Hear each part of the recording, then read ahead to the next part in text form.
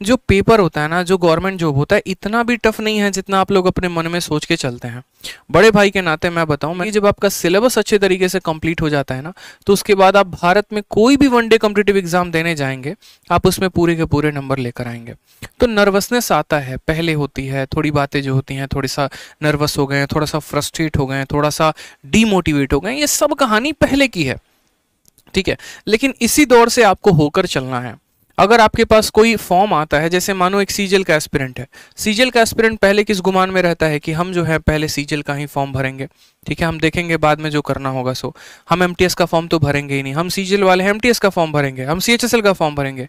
जब वो 1 साल 2 साल तैयारी करता है, उसके बाद उसकी बुद्धि ठिकाने आती है, भैया देखो सीजीएल में हो नहीं रहा है, ट्राई कर लेते हैं सीएचएसएल और एमटीएस में, फिर तब आप ट्राई करने जाते हो।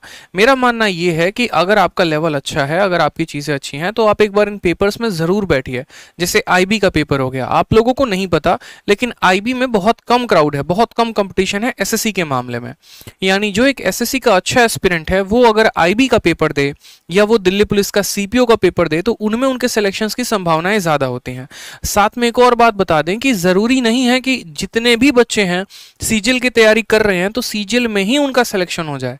हो सकता है इसमें से बहुत ऐसे होंगे जिनका सीएचएसएल में हो जाएगा, हो सकता है बहुत ऐसे होंगे जिनका यूपीएसआई में हो जाएगा, लेकिन वो तब होगा जब आप अपने सिलेबस को कंप्लीट रखेंगे।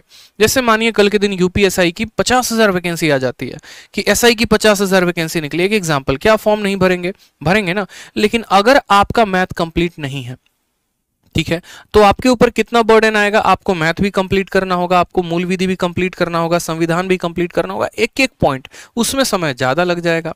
तो कुछ पोर्शंस ऐसे होते हैं जो आपको कंप्लीट पहले से करके रखने होते हैं कि अगर एक आधा हम अलग अलग स्टेट के भी वैकेंसी को भरते हैं तो हमारा नुकसान ना हो। एनटीपीसी आ गया तो एनटीपीसी में कुछ अलग जो थोड़ा सा पढ़ना है उसके लिए हम समय दें, बाकी ऑलमोस्ट जो सिलेबस हो सेम रहे, वो मेरा पहले से कंप्लीट रहे।